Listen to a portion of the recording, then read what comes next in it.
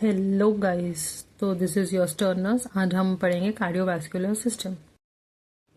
Cardiovascular system अगर हम नाम दो चीज़ में डिवाइड किए तो वो बनता है cardio, that is related to your heart, और वैस्कुलर। वैस्कुलर का मतलब है दो हम डिवाइड कर सकते हैं, एक तो coronary circulation, second is your all your systemic circulation.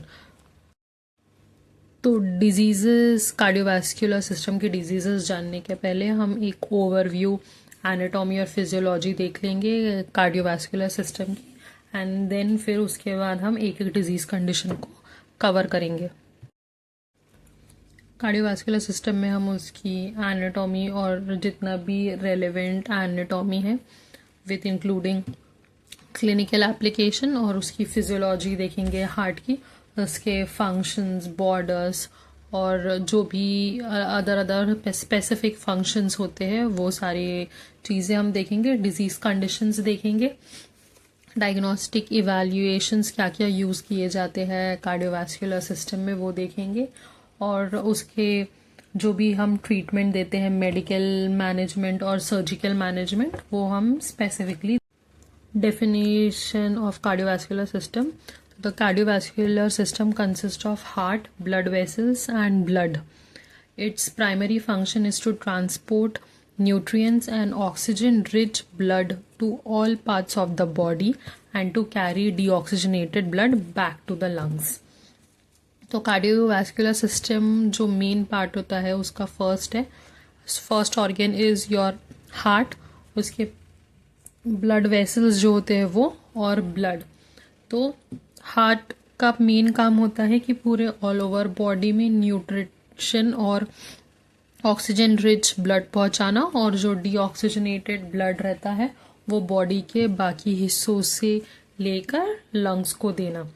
तो this is all about the cardiovascular system. Then आगे functions.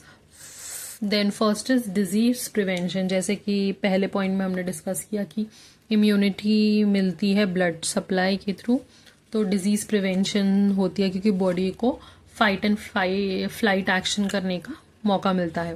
Then next is your clotting, तो facilitates blood clotting after injury. Blood में क्लॉटिंग फैक्टर्स रहते हैं, तो जहाँ पे भी इंजरी होती है वहाँ पे क्लॉटिंग एक्टिवेट होता है, जो भी क्लॉटिंग फैक्टर वो एक्टिवेट होते हैं एंड देन क्लॉट्स फॉर्म होते हैं।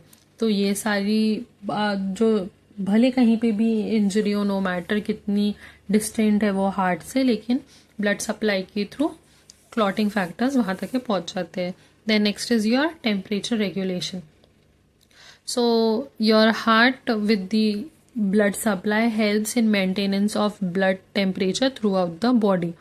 तो जैसे कि जो हमारा टेम्परेचर रेगुलेटिंग ऑर्गन है वो हाइपोथैलेमस है, तो हार्ट ब्लड सप्लाई करता है हर जगह एंड उसी के थ्रू टेम्परेचर रेगुलेशन होता है ब्लड सप्लाई के through. Then next is your blood pressure, plays a role in regulating blood pressure. तो ब्लड प्रेशर के लिए रेनिन एंजियोटेंसिन सिस्टम रिस्पॉन्सिबल रहता है। तो बेसिकली आप लोगों का हार्ट, लंग्स और किडनी, ये तीनों ऑर्गन्स एक साथ मिलके रेगुलेट करती है आपका ब्लड प्रेशर। नाउ वील सी हार्ट। तो heart is a hollow organ which has 4 chambers, 2 atria जो कि रिसीविंग चेम्बर्स होते हैं, 2 वेंट्रिकल्स जो कि फिलिंग चेम्बर्स होते हैं। द एट्रियो वेंट्रिकल वाल्व्स होते हैं एट्रिया और वेंट्रिकल्स के बीच में। तो जो लेफ्ट साइड वाला वाल्व है उसको बाइकस्पिड भी बोला जाता है, या तो फिर उसको माइट्रल वाल्व भी बोला जाता है। जो राइट साइड होता है वो उसको हम बोलते हैं। पोजीशन वाइज बात करें तो हार्ट एक अकेला ऑर्गन है जो उल्टा सिचुएटेड है, हम बोल सकते हैं। जैसे अपेक्स जो बाकी ऑर्गन्स का होता है वो टॉप पार्ट होता है और जो बेस होता है वो नीचे वाला पार्ट होता है, लेकिन हार्ट का उल्टा है। जो अपेक्स है वो 5th इंटरकोस्टल स्पेस में होता है और जो बेस है वो 2nd इंटरकोस्टल स्पेस में सिचुएटेड होता है। हम ये बोल सकते हैं कि अपेक्स नीचे होता है और बेस ऊपर होता है हार्ट का। उसके बाद जो सेमी लूनार वाल्व्स होते हैं वो बड़ी आर्टरीज को गार्ड करते हैं, जो राइट साइड में होता है वो पल्मोनरी आर्टरी होती है, लेफ्ट साइड में अयोटिक आर्टरी है। अभी हम लेयर्स ऑफ द हार्ट देखेंगे। जो आउटर लेयर होता है वो एपिकार्डियम होता है, middle layer myocardium, inner layer endocardium. Heart physiology, तो जो नॉर्मल हार्ट रेट होता है इट इज़ बिटवीन 70 to 100, 70 से लेके 80 हार्ट बीट प्रति मिनट की होती है। तो अगर वो 100 से ज़्यादा होती है तो हम उसको टेकिकार्डिया बोलते हैं, जो कि है रैपिड हार्ट रेट। अगर 60 के नीचे होता है तो हम उसको ब्रेडिकार्डिया बोलते हैं, स्लो हार्ट रेट। अगर कंडीशन पैथोलॉजिकल नहीं है, अगर प्रोलॉन्ग टेकिकार्डिया होता है तो वो फिब्रिलेशन को डेवलप करता है।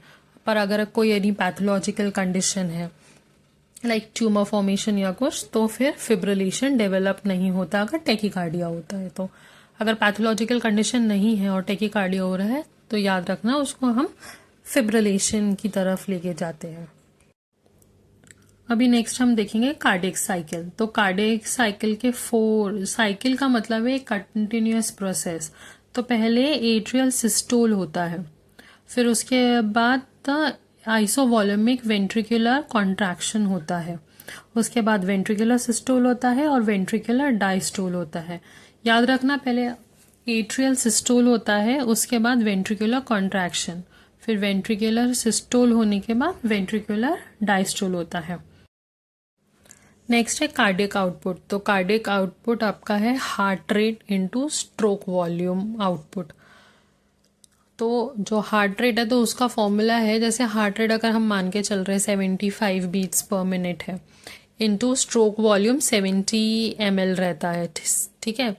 तो 70 ml कैसे आता है कि जब आपका हार्ट पंप करता है तो वो 60% ब्लड वेंट्रिकल्स के अप्रोक्सीमेटली एक हार्ट बीट में 70 ml लेता है, तो स्ट्रोक वॉल्यूम 70 ml रखते हैं। तो हार्ट बीट अगर 75 है और स्ट्रोक वॉल्यूम हमेशा कंसिस्टेंट रहता है 70 ml पर बीट, तो आपका कार्डियक आउटपुट रहेगा 5250 ml, लगभग 5 लीटर पर मिनट।